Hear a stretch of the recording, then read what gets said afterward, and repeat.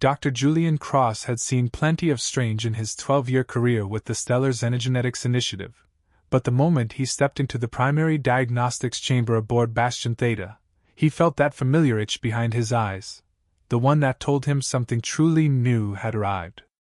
The woman lying under the sterile scanner was not quite like anything he'd seen. Her skin was a luminous deep violet, like twilight captured in living form, and her eyes, when open, shimmered like twin nebulae. She had introduced herself as Aelira, calmly, in fluent Terran standard, and had submitted herself to a full bioscan with an elegance that unsettled Julian more than he cared to admit. "She's ready," came the voice of Arlen, his assistant, as he tapped final commands into the console. "Data's coming in now." Julian stepped forward, his boots echoing against the polished floor as he studied the holographic projection above the table. His mouth parted, and for the first time in years, words failed him. "What in the hell?" he muttered, voice trailing off. "Is there an issue?" Aelira asked from beneath the scanner, voice silken. He hesitated. "That depends on your definition of an issue." The skin showed internal structures that defied Terran biology. Aelira's reproductive system was not only independently modal, it appeared conscious. A lattice of neural appendages, symbiotic tissues, and sensory nodes moved with purpose. It wasn't just alive. It was aware. Julian leaned closer. "Are those things responding to me?" Aelira tilted her head slightly, silver blue hair cascading like water. "They're curious. They sense intent." "And what do they intend?" he asked without thinking. "To understand you," she replied simply. Julian swallowed hard, blinking as the tentacle-like neural extensions in the projection adjusted their orientation again, this time unmistakably toward him. It was like being watched through a second set of eyes, yet there was no malice in the motion. If anything, they seemed intrigued. "This system," he said, trying to sound clinical despite the unease prickling down his spine, "it's not just reproductive. It's reactive. Responsive. There's an emotional component embedded in these nodes." "Correct," Aelira said gently, as if explaining basic arithmetic. "It is not solely for biological union. It's for resonance." "Resonance?" he echoed.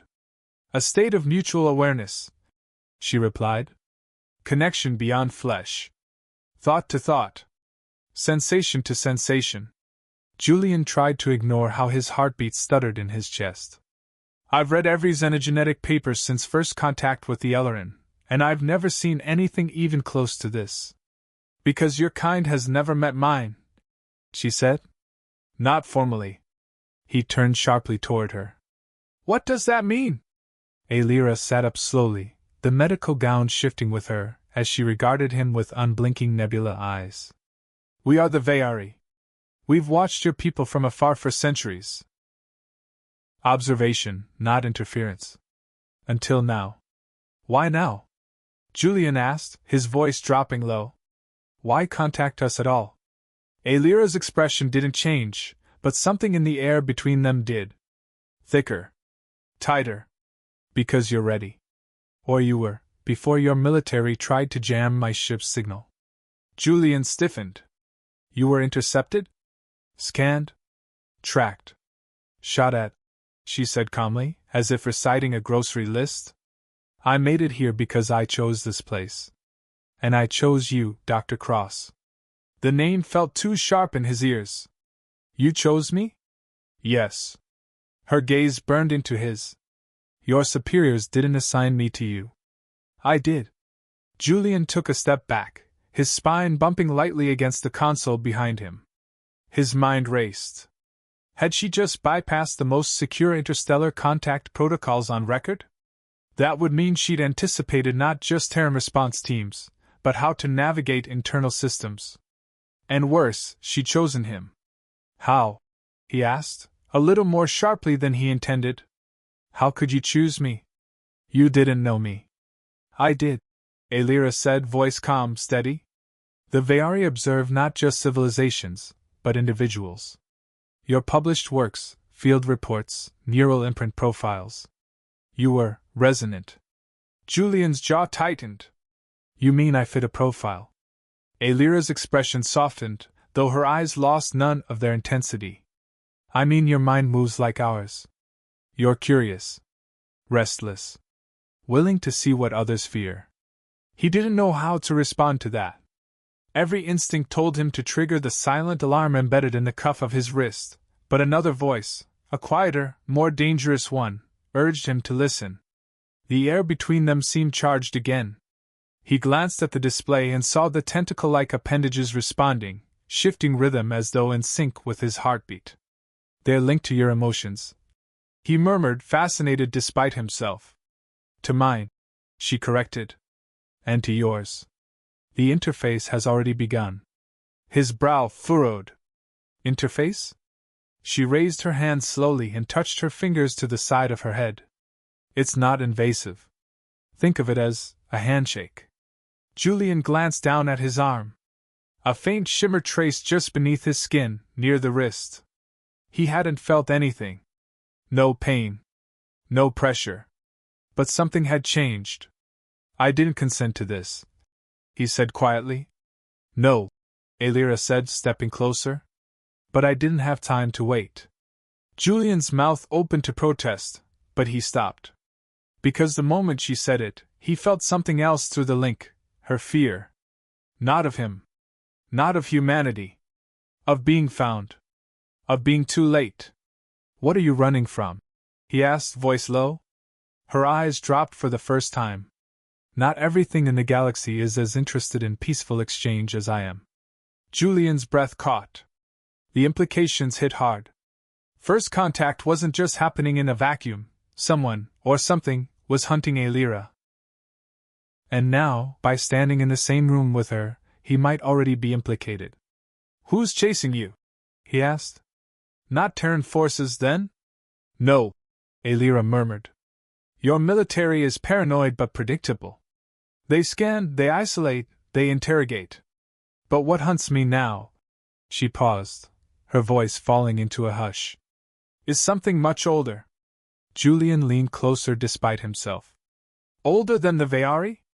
Alira nodded once. We call them the Thrain. They erase civilizations. Not with weapons, but with influence. Subtle infection. They infiltrate biology, rewrite it, until nothing of the original remains. Julian's stomach turned. And they're after you? My ship evaded their reach barely. They've taken entire Veari research vessels before. I carry data they can't afford to lose. That's why I came here. To warn someone. To give someone else a chance to understand what we're up against. Julian's gaze drifted toward the scanner, where her neural appendages still shifted in slow, almost breathing patterns. His instincts battled within him, protocol versus purpose. He could report her. Or, he could listen. Really listen. You didn't just come here for help, he said slowly. You came to build something. Alira gave him a look that could have been pride or sorrow. We're dying, Julian. The Veari can't withstand them forever. But we believe your kind can. You're flexible. Emotional. Erratic. Exactly what the Thrain can't predict. And I'm your, what? Liaison? She took another step forward, now close enough that he could see the soft bioluminescence glowing faintly in the veins under her skin. You're more than that. You're our gamble. Julian exhaled slowly. If I help you, really help you, there's no going back. I'll be a traitor in the eyes of Earth Command. No, she said, raising a hand and pressing 2 fingers lightly to his chest. You'll be a bridge.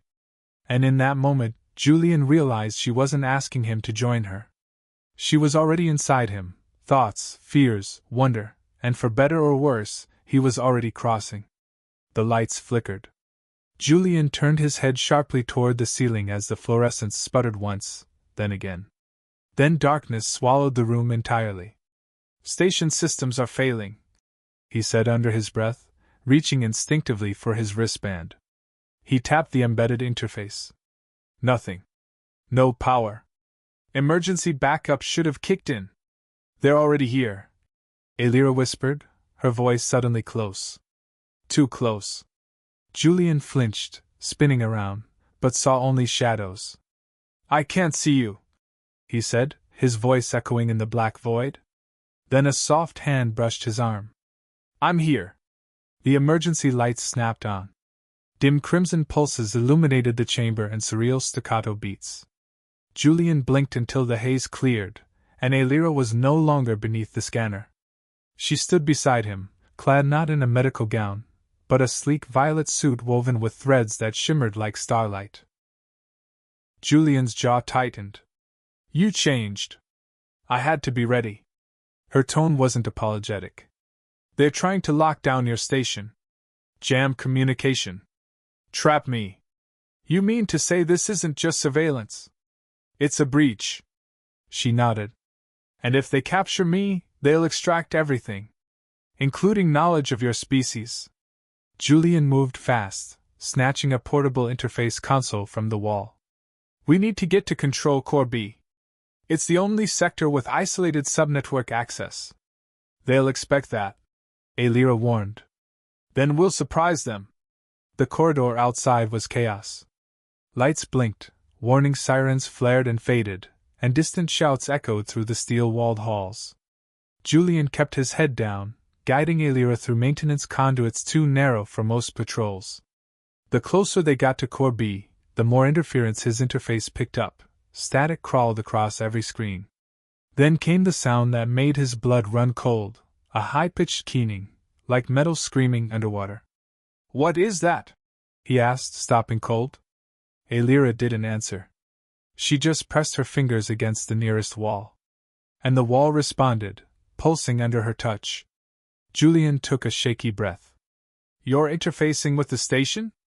No, she said softly. I'm listening. To what? She turned, eyes glowing with something beyond starlight. To them. Julian kept still, eyes flicking between Alira and the wall she now leaned against with both palms pressed flat. Her breathing slowed, synchronized to the faint pulsing lights running along the conduit seam. It was more than listening, she was merging. What are they saying? He whispered, pulse quickening.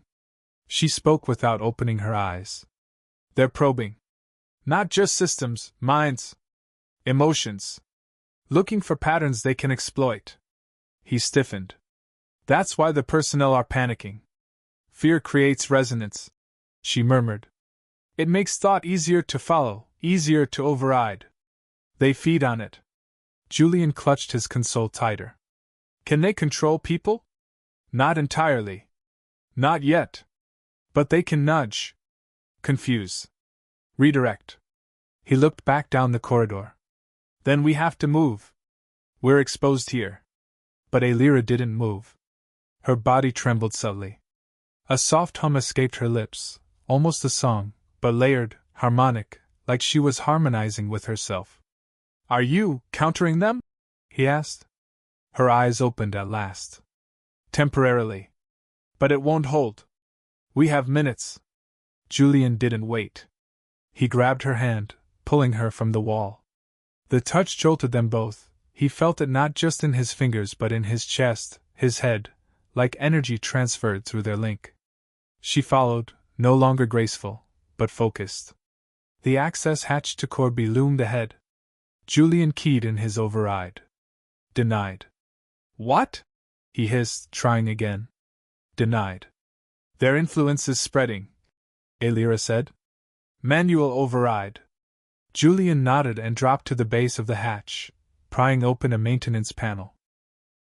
Inside was a manual release mechanism, rarely used, and never for good reasons. He twisted the latch. The door hissed, then groaned upward just enough for them to crawl through. Inside, Core B was eerily quiet. Red backup lights gave the control panels a hellish glow. Rows of servers hummed low, steady, one of the few things on the station still functioning. We can send a pulse from here, Julian said. Wipe the station's short-range memory buffers. Lock them out before they root deeper. He hesitated. But it will erase your scans. Everything we recorded of your biology. Alira stepped beside him, her expression unreadable. Then do it, she said. Better to lose what we learned than lose who we are. Julian moved with practiced urgency, his fingers flying across the manual interface. The station's core systems were surprisingly intact, a small miracle considering the magnitude of whatever was interfering with the rest of Bastion Theta. Still, the invasive presence was latching on, corrupting data paths like a cancer spreading through neural tissue. "All right," he muttered, jaw clenched. "Initiating memory burn of last 72 hours. It'll scramble anything connected to central storage, visuals, logs, even internal comms." Alira watched silently from behind him, the pulse of the implant under Julian's wrist growing stronger. He could feel her presence without looking, her calm, her worry, and something else more complex, unspoken but unmistakably intimate. He hesitated, hovering over the confirmation sequence. "You sure?" he asked. "We lose everything. The scans. The proof. If they win," she replied, "there won't be anyone left to show it to." Julian pressed the key. The hum from the servers shifted into a high-pitched whine as the pulse initialized. Lights flickered. The air grew thick with static electricity, crackling around the edges of the room. For one terrifying moment, Julian thought they'd overloaded the grid. Then the room dropped into silence. No sound. No hum. Just stillness. He exhaled. "It's done." Alira walked slowly toward him, eyes glowing faintly as she tilted her head, listening. "They've stopped pushing. We severed their path." Julian leaned against the console, drained. For now. They stood in the red-lit hush, the world around them paused. For a moment, neither of them spoke. Then Julian turned toward her, his voice low. "Why me?" Alira didn't look away. "Because the first time you looked at me, you didn't flinch. Not from what I am. Not even from what I carry. I'm not sure that makes me brave," he said. "No," she said gently. "But it makes you different." They locked eyes again, something unspoken passing through the thread that now lived between them. It pulsed softly beneath his skin, a whisper that said, "You're not alone anymore."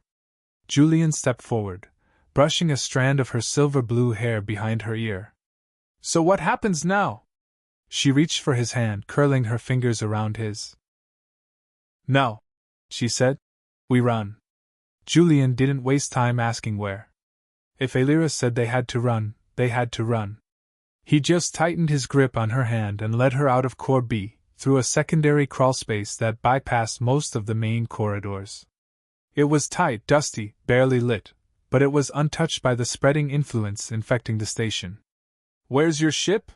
he asked between labored breaths as they ducked under a cracked pipe. "Docked on the far side of Hangar 6. Hidden beneath a maintenance hull," she replied. "It's still cloaked, but they'll be narrowing in on it." Julian nodded, climbing up through a vertical shaft. "That's halfway across the station. Then we'd better move quickly." As they emerged onto Deck 9, alarms were starting to fade, intermittent now, like the station's mind was slipping in and out of clarity.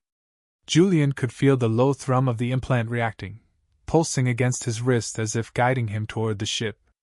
His heart raced, matching its rhythm. They moved in short bursts, avoiding corridors where shadows moved the wrong way, where the hum of the walls felt off, like they were listening. Alira directed him with precision, ducking through side hatches and vent shafts, moving more like a native than a guest. It struck Julian again. She had chosen this station. She'd mapped it. "How long were you watching before you contacted us?" he asked as they paused behind a locked bulkhead door.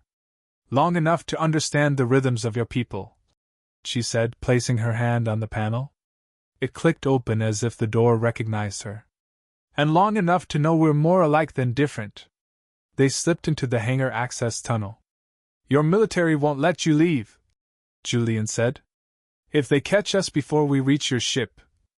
"They won't," Alira said, firm.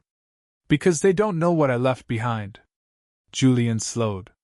"What do you mean?" She turned toward him, eyes shining brighter than before. "I transmitted a decoy, a copy of the neural lattice.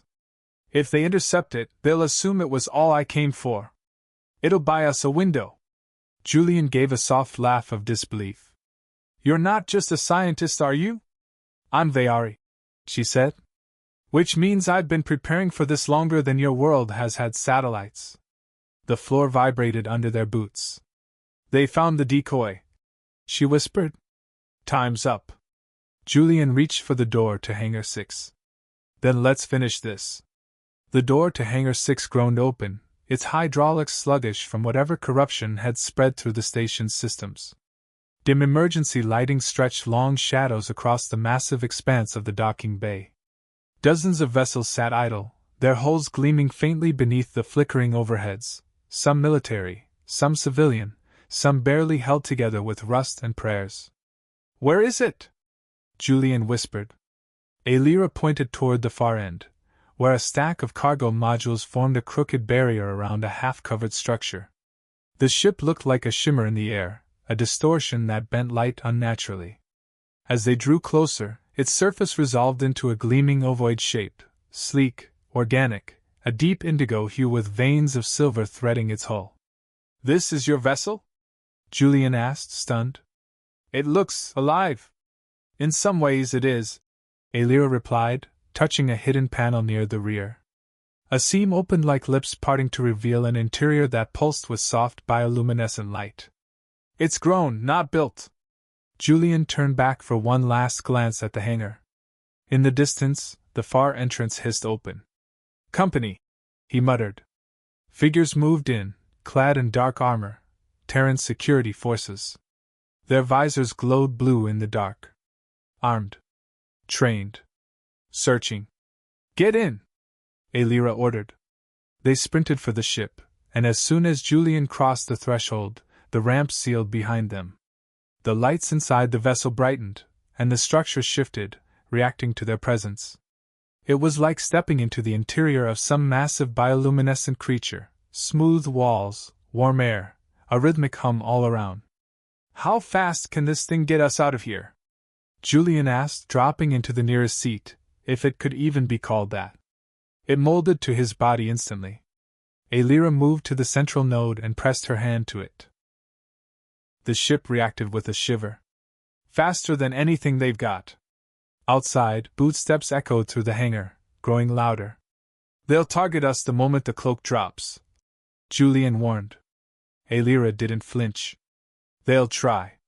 She closed her eyes, and the ship responded, humming louder, lifting silently from the deck. Then the cloak collapsed. Alarms screamed. Energy signatures lit up detection systems. The Terran soldiers raised their weapons. But before the first shot could be fired, the ship rocketed forward, faster than light, bending space and sound, vanishing into the black. Julian's stomach lurched. His body pressed back into the seat, and the stars smeared into long lines of color. We're clear, Alira said at last, her voice soft. For now. Julian exhaled and looked at her. Now what? Now, she said. We begin. Julian had expected the ship's interior to feel alien, cold, maybe even clinical. Instead, it felt strangely alive. The air was warm and lightly scented with something floral but unfamiliar. The walls, though smooth and metallic at first glance, revealed faint pulses beneath the surface, like veins just under skin. How does this work? He asked, running a hand along the armrest of his seat. It shifted beneath his fingers, adjusting to him with subtle elasticity. Is it really organic? Partially, Alira said, her voice more relaxed now. She remained seated at the control node, fingers still resting gently against it. Vayari's ships use a hybrid of biotech and quantum neural interfaces. They bond with their pilot. Learn from them. Anticipate needs? Julian glanced around the cabin. So it's alive and intelligent? In a limited sense. She nodded. Not sentient, but highly responsive. It doesn't think. It reacts. He stood, steadying himself as the ship stabilized into glide mode, then approached what looked like a central corridor. The walls gently lit ahead of him, guiding his path. Where does this lead? He asked. Wherever you need, Alira answered cryptically. Julian gave her a skeptical look. You're not going to elaborate? You're a scientist, she said with a small smile. Explore. He moved slowly down the corridor, fingers brushing the wall as he passed. The path curved slightly, and the lights adjusted as he moved, never too bright, never flickering. Doors, or what passed for them, opened seamlessly at his approach. He found chambers that appeared to be storage rooms, a medical bay with equipment unlike anything on Earth, and eventually, a living space, simple, but comfortable. A large viewing panel stretched across one side, and outside, the stars moved past in gentle motion, spiraling as the ship coasted through folded space.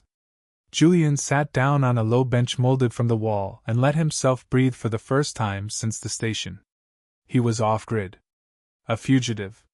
Traveling on a living alien ship beside the most mysterious being he'd ever met.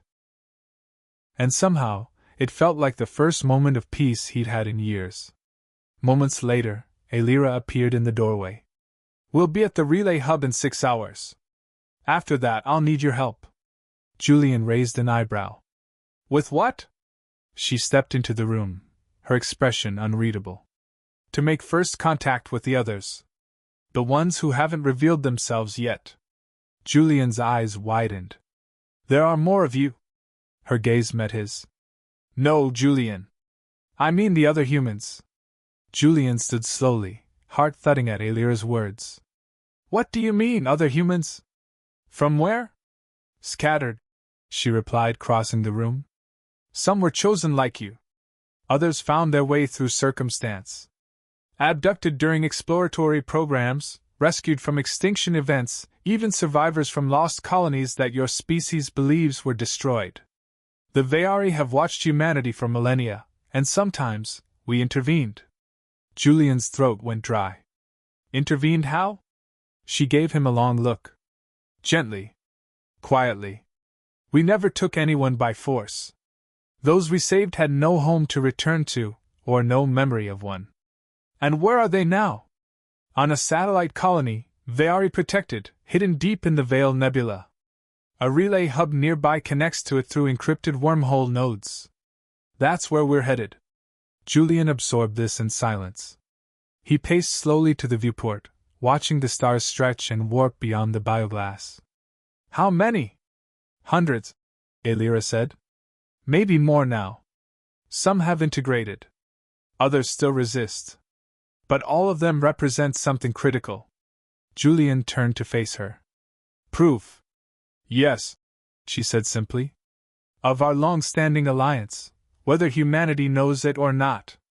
He frowned, running a hand through his hair. This changes everything. If Earth learns of this, there will be panic. Or war. Which is why we've kept the colony hidden, Alira said. But now we need your help to bridge that gap. You've seen what we are.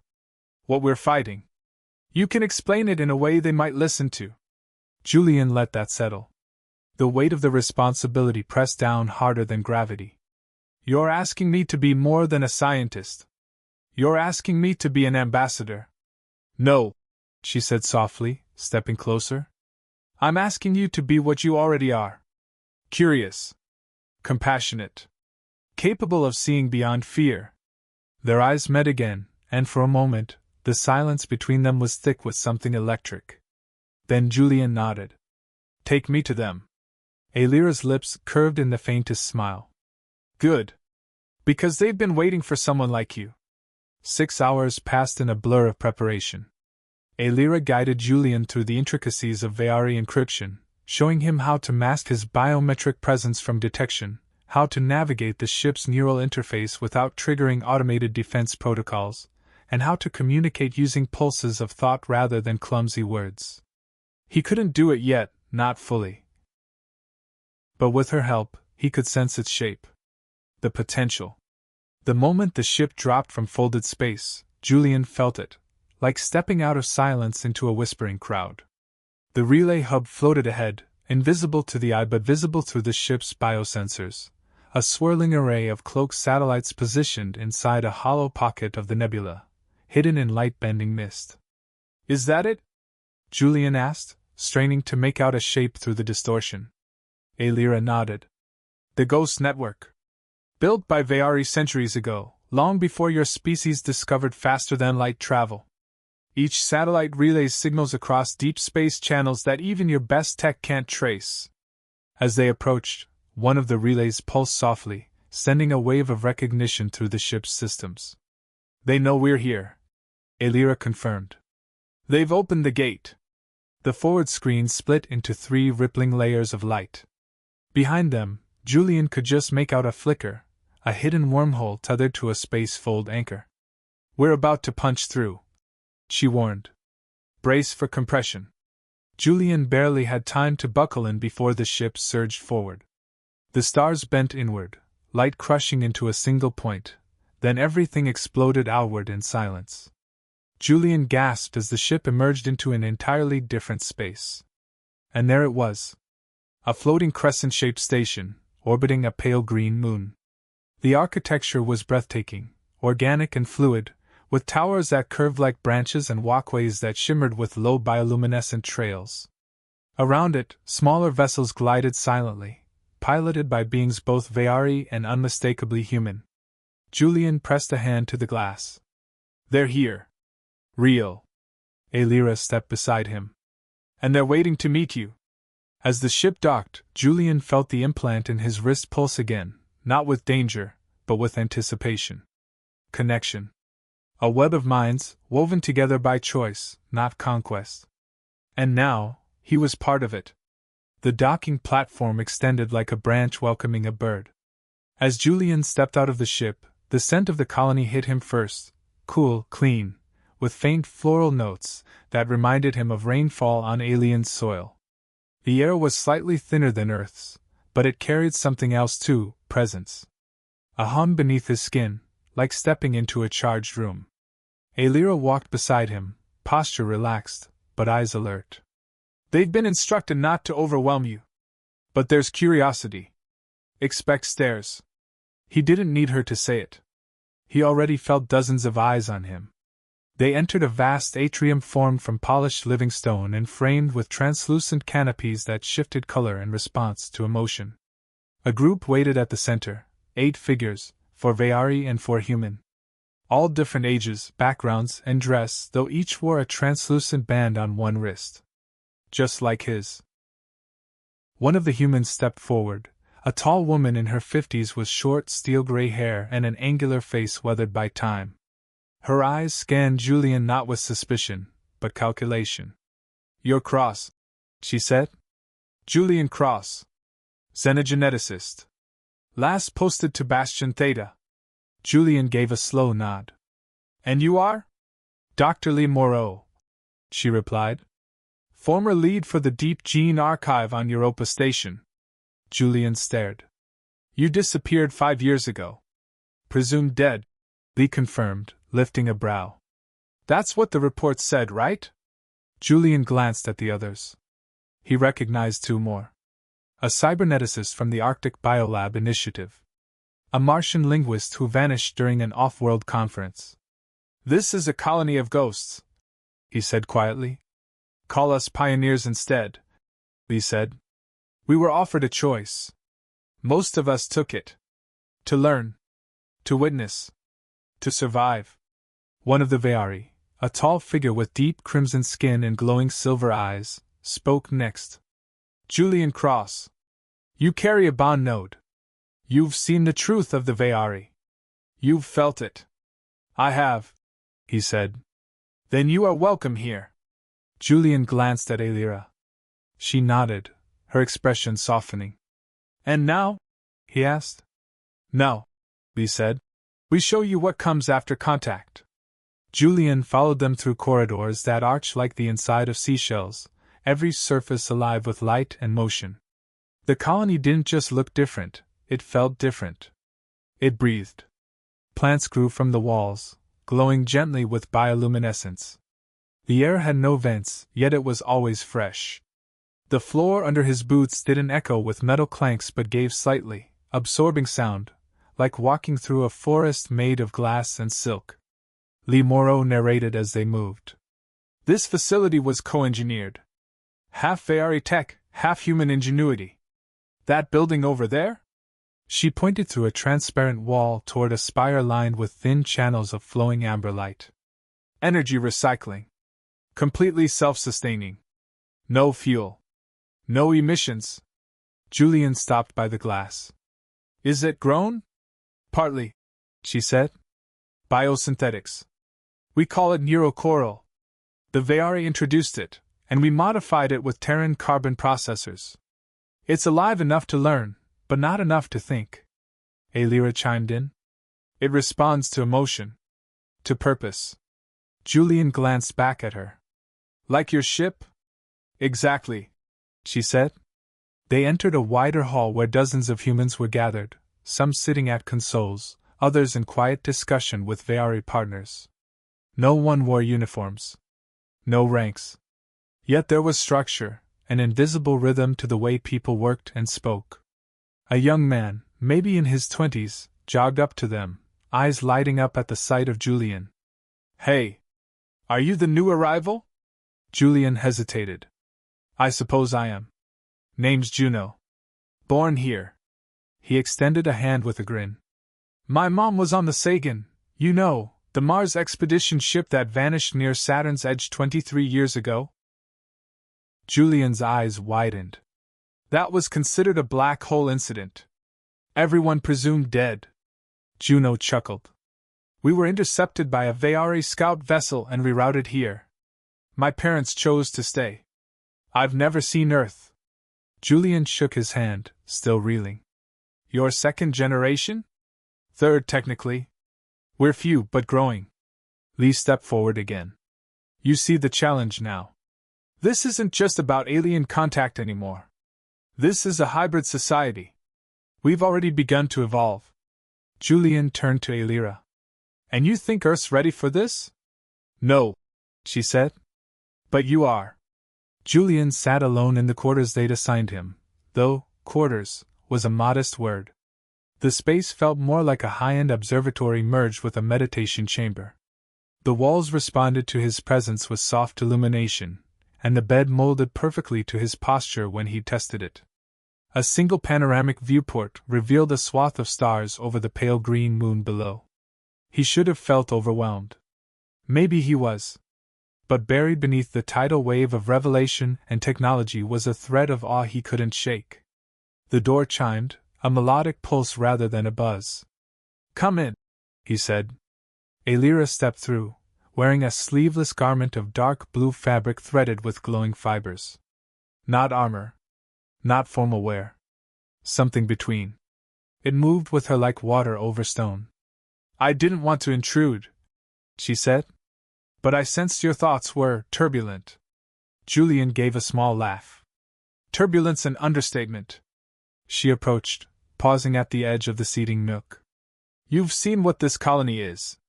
What it represents. We didn't bring you here only to witness it. We brought you here to ask a question. He looked up at her, the implant on his wrist warming slightly in her presence. Which is?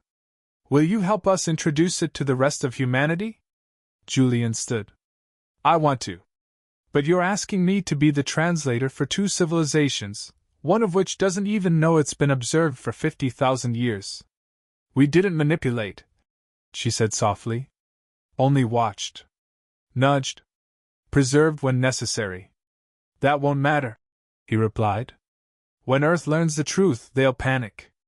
They'll demand answers. Proof. Control. People aren't ready for this. Alira nodded. They rarely are. But readiness is not the same as worthiness. The question is not whether they are ready to know, but whether they are ready to choose. Julian stepped closer to her, drawn by more than just the pulse of their shared bond.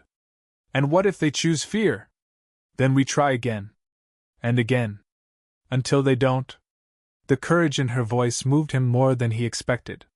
Through the bond, he felt her sincerity like a heartbeat, steady, open, vulnerable. He reached for her hand. All right, he said quietly. I'll be the bridge. Just promise me something. She tilted her head. That you'll cross it with me. Her smile was small but radiant. Always. 3 days later, Julian sat at the edge of a glowing amphitheater beneath the central spire of the colony. He'd spent the days walking corridors lined with thinkers, explorers, even children playing in echoing fields of soft light. He'd watched hybrid research teams conduct experiments in silence, communicating not with words but shared neural resonance. And he'd learned, truly learned, that this place, as strange as it seemed, functioned with a harmony he hadn't believed possible. But not everyone agreed with it. "They're changing us," said a voice beside him. Dr. Serena Cash, a molecular biologist and Earth-born transplant, sat with her arms crossed. Red bands traced faintly along her temples, early-stage Veari neuromods. Julian didn't reply immediately. The view before them was stunning. The amphitheater shimmered as two human children performed a slow dance with a Veari instructor, their bodies moving in perfect mirrored symmetry, guided by a rhythm Julian couldn't hear, only feel. "You chose that enhancement," Julian said at last, nodding toward the faint red glow on her skin. "Didn't you?" "I did. Voluntarily." Her voice was tight. "But I wasn't told it would affect how I feel. About Earth. About going back." "You mean you don't want to anymore?" Julian asked. She shook her head. "I can't. The resonance changes your attachments.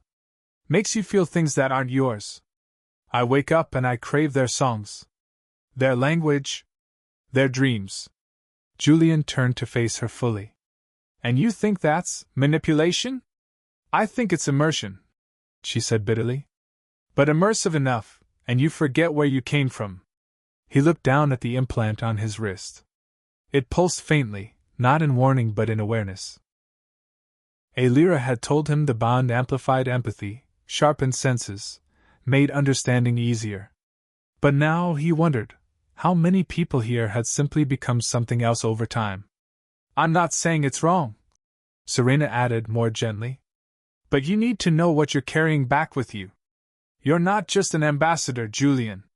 You're a lit match." He stood slowly, troubled. Later, back in their shared quarters, Julian told Alira everything Serena had said. She listened, quiet, watching him with her star-born eyes. "She's not wrong," Alira admitted. Julian blinked. "You agree?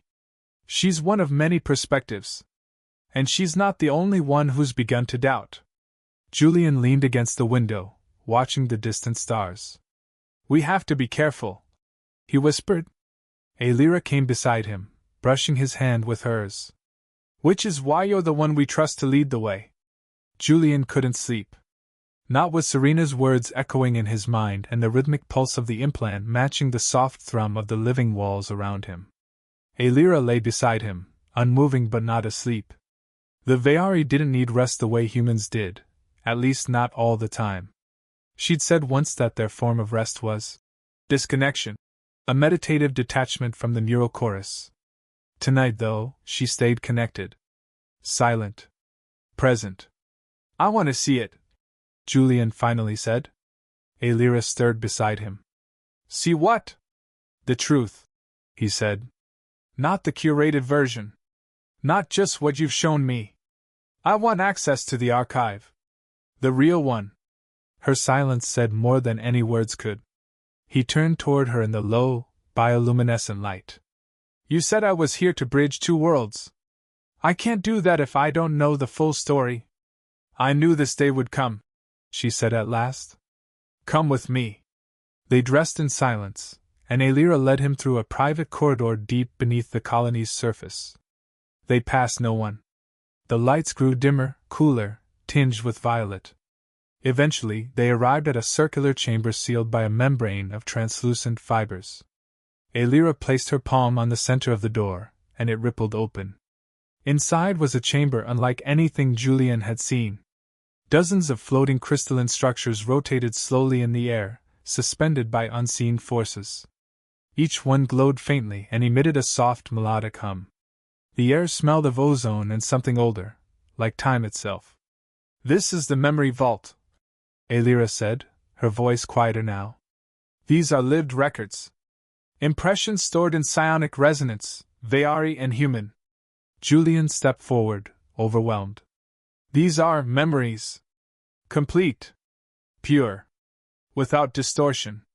Not just facts, but feelings. Context. And they're safe? He asked. She hesitated. That depends on what you choose to experience. Julian turned to her. Show me Earth's first contact. The very beginning. I need to know what happened. Alira nodded, moving to one of the larger crystals. She touched it, and it pulsed. You may feel disoriented. You'll be submerged in the emotional current. The crystal floated toward Julian. As it neared his forehead, the hum grew louder, deeper. Then the world disappeared. Suddenly, he wasn't in the vault. He stood in a dense, green jungle under twin suns. Wind carried unfamiliar smells. Before him, a Veari scout, taller than Alira, armorless and wounded, crouched beside a human child with a broken leg. Soldiers shouted in the distance. Drones buzzed overhead. The Veari lifted the child gently and vanished into the trees. The memory rippled. Another flash. A research outpost in the void. A Terran shuttle breaking apart. A Veari vessel pulling survivors into a glowing bay. Julian gasped, stepping back as the memory broke. The crystal dimmed. Alira caught him. We've always saved who we could, she said softly. But always from the shadows. Julian looked into her eyes. You shaped our evolution, didn't you? Alira's silence was answer enough. Julian sat on the floor of the memory vault, breast shallow, hands trembling. The aftershock of the experience clung to him like frost. He could still feel the sorrow of that wounded scout, the desperation of the child's cries, the humming resonance of alien compassion as they vanished into the trees. It hadn't been a memory. It had been real. His. You didn't just save us, he said quietly, staring into the dim crystal as it drifted back into position. You nudged us. Pushed our development. Pulled us from extinction events. Alira sat beside him, her violet skin glowing faintly under the vault's soft light. We watched your potential grow again and again. But we never forced it.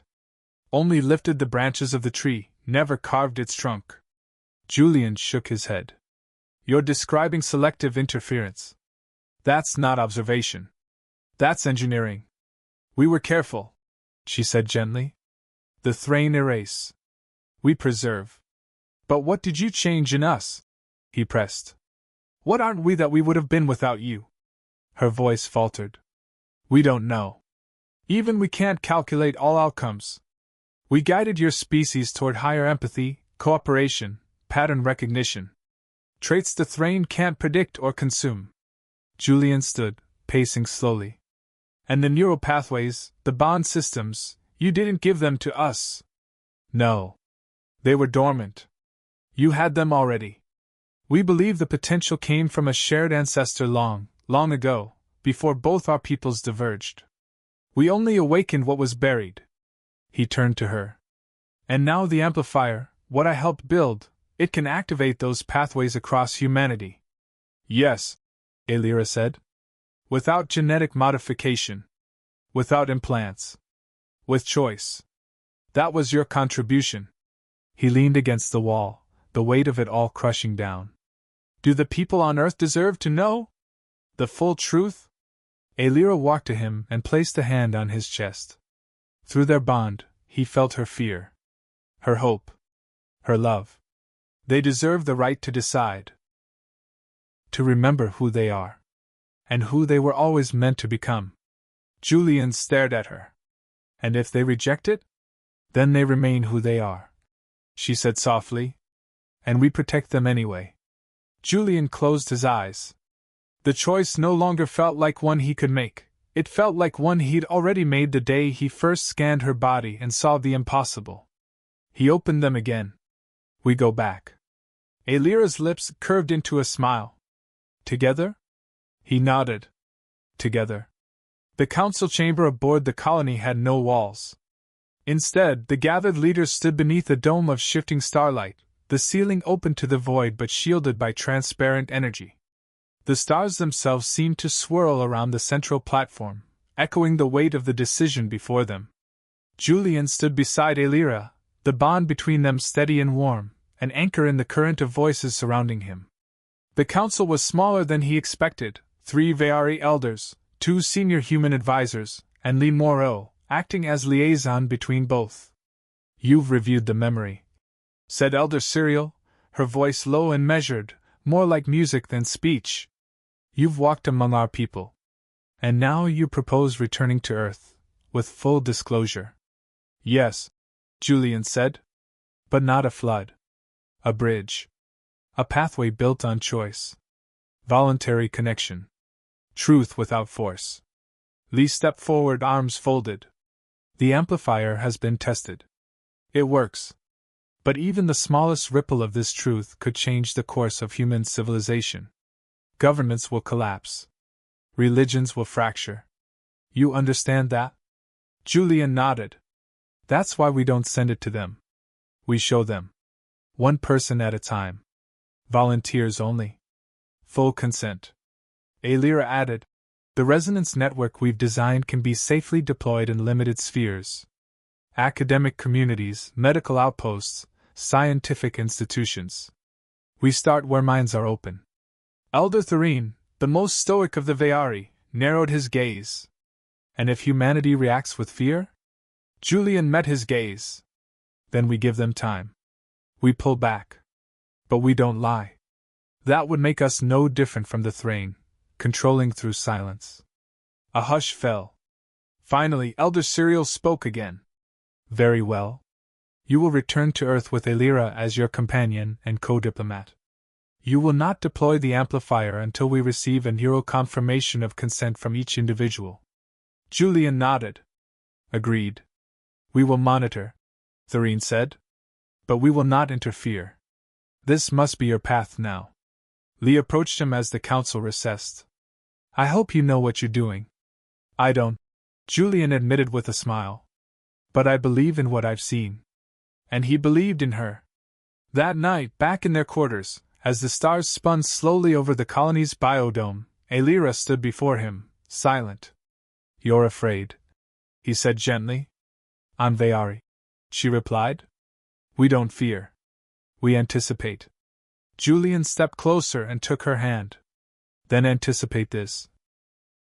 Humanity isn't perfect. But we are capable of wonder."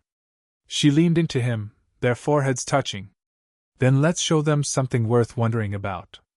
The ship that carried them back to Earth was smaller than Elira's original vessel, designed for stealth and atmospheric re-entry.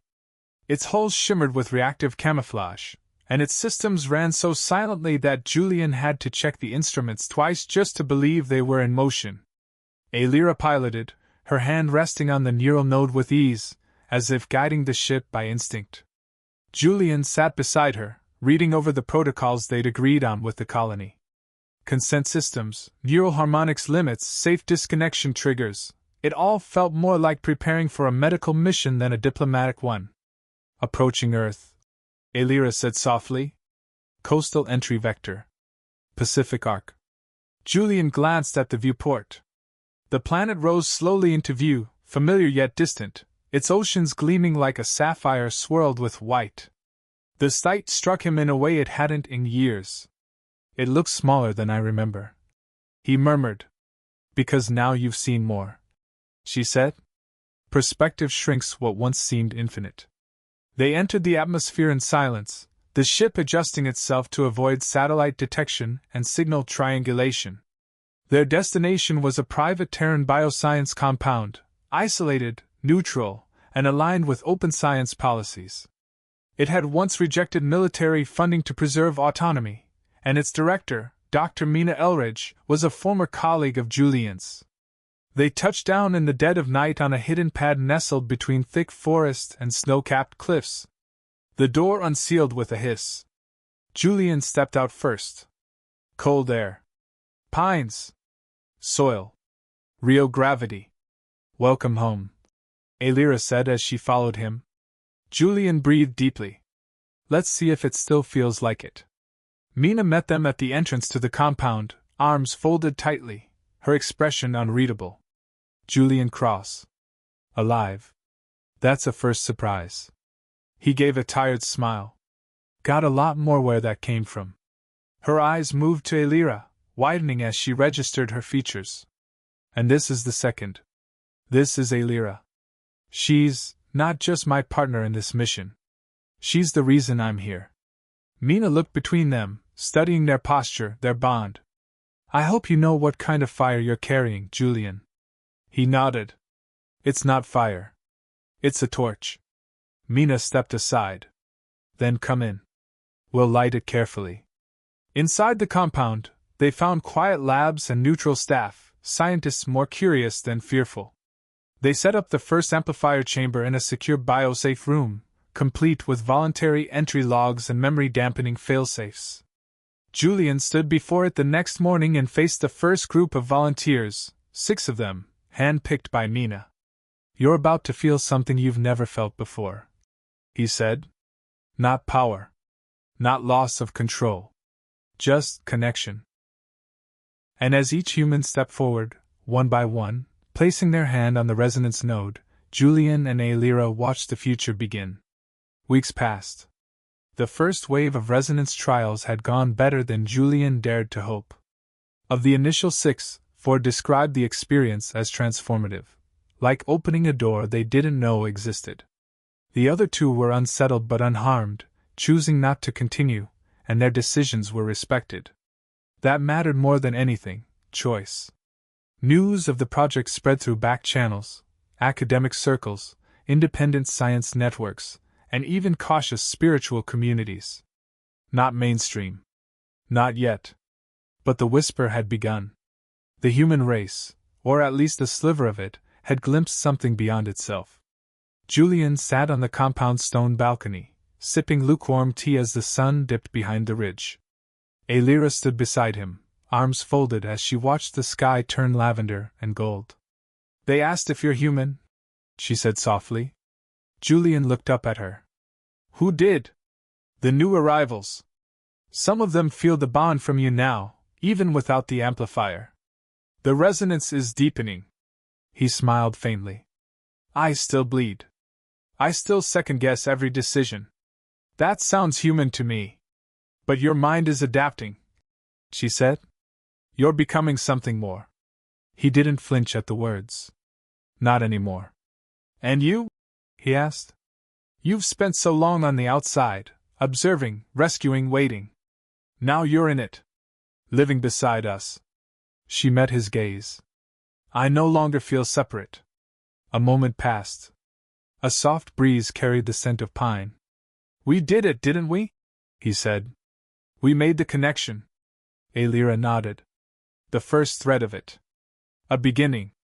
A silent alert chimed through the implant on Julian's wrist. He glanced at it, reading the incoming data. They've accepted the invitation, he said. Who? Elira asked. An Earth coalition. Independent states, medical unions, scientific communities. They want a summit. To talk. Not to interrogate. To listen. Elira's fingers laced with his. Then the bridge is holding. Julian leaned back against the stone. I used to think progress came from control. From perfecting the variables, mastering the unknown. And now? He looked up at her with a soft, tired smile. Now I know it comes from trust. She sat beside him, the implant on their wrists pulsing in rhythm. Then let's finish what we started, she said. The summit took place on neutral ground, a converted orbital station long abandoned by Terran governments, and repurposed by a coalition of unaffiliated researchers. Its hollowed-out main chamber had once been used for docking, now it served as the first interspecies council in human history. Julian stood at the center podium, not in a lab coat, not in uniform. Just himself. Behind him, Elira waited silently, her presence calming, her eyes ever aware. Around them sat 47 human delegates. Scientists. Ethicists. Philosophers. Diplomats. And beyond them, 3 Veari envoys, the first to reveal themselves to humanity openly. Julian spoke first. We are not alone, he said simply. But not in the way we imagined. He told the story, not the censored version, but the whole truth. The rescue missions. The observation. The intervention in secret to preserve the spark of empathy in a young and dangerous species. The Amplifier Project. The trials. The choice. He spoke of the Thrain, too, and how this wasn't a story of invasion, but preparation. I wasn't chosen because I was special, he said. I was chosen because I was willing to see. And now, I ask the same of all of you. There were questions. Hours of them. Sharp ones. Painful ones. But they were asked with minds wide open. When the first human delegate volunteered for resonance on the summit floor, an aging diplomat from the African coalition with trembling hands and tears in her eyes, no one stopped her. Alira stepped forward, offered the amplifier, and silence swept the chamber. When the resonance settled, the woman looked around the room, her voice soft and shaking. I feel everything. Not in pain. Not in fear. But in unity. Applause did not follow. It wasn't needed. What came instead was understanding. 3 weeks later, Earth's Preliminary Council approved the creation of an independent liaison task force, half human, half Vaari. Volunteers only. Julian and Alira were named as its first co-chairs. The day they left Earth again, this time not in hiding but with the blessing of two worlds, Julian stood at the viewport of the shuttle beside Alira. Below them, the blue marble shimmered in the darkness. It's still home, Julian said. Alira nodded. And now it's not alone. He took her hand as the stars stretched ahead of them, no longer distant, no longer silent. In his mind, he felt the quiet hum of billions of sleeping voices, humans waiting to awaken to what had always lived inside them. Alira smiled through the bond. We've only just begun.